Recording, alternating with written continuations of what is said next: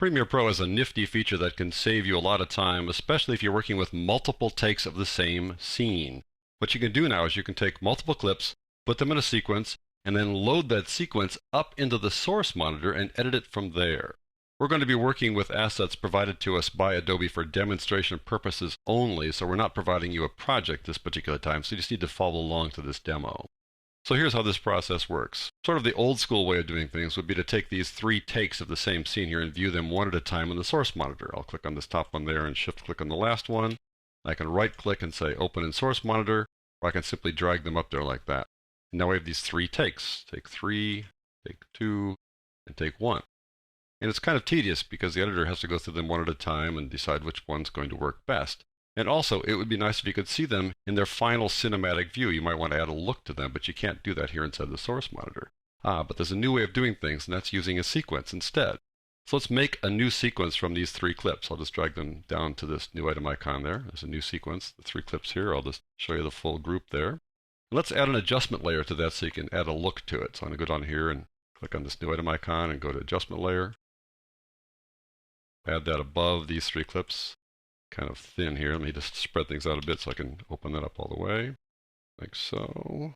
And we'll get it on all 3 of them like that. Let's add a look to this so you can see how you can add a look to all 3 at once. Go over to Effects, go down to Telemetry Looks, Cinematic. Kind of take a preview over here. I like the Cinematic 1 here, so I'll drag that over to the adjustment layer. You can see how it makes it a little bit darker and a little bit warmer. Now let's go back here a little bit. The typical routine at this point would be to take this sequence and nest it in the final one. So go back to the project panel. Here's the sequence we just made called Take 1. I think I'll change the name here to something like All Takes so we don't get confused about this later. I'll take the All Takes sequence here and nest it inside this panel. Now I'm going to show you the old school way of doing it by turning off this switch here. I'll show you what I mean in a second. Take this guy, drag it over there, and this would be the way you'd typically see it when you nest a sequence. You'd see one video track and one audio track. You're not seeing the adjustment layer separately or the separate clips here either. But there's a new feature inside Premiere Pro right over there called the Insert and Overwrite Sequences as Nests or Individual Clips. As a nest is the old way of doing things, individual clips is the newer way of doing things, and individual clips is the default way. So I'll click on this and switch to the default view. I'll get rid of this and do it again. Now we'll drag All Takes over there one more time, and notice what happens. Aha! There's the adjustment layer, and there are the 3 clips, just like that.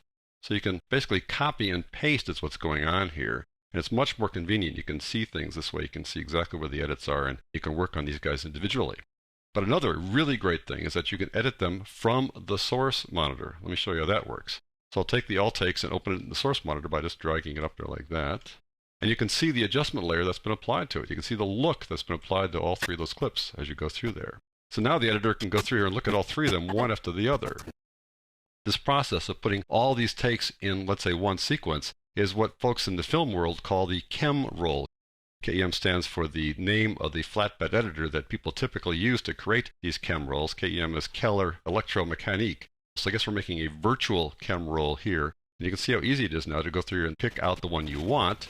Let's say we'll take this take right there, the in point like so. We'll go here to the out point. Yeah, right there would be the out point. Click that. And now I'm going to bring it down to this final edit sequence here. I'm going to get rid of these guys, highlight them, delete them, and drag this one down like so. And look at that. It comes down with the adjustment layer. It actually names the clip there, Take 2. And notice that we got right at the beginning. You can see the little triangle there indicating we got right at the beginning of that clip. If I had extended the in and the out point, let's say right there, or over to here, for example, and dragged it down, it would show the original clips there, right there at the edit points.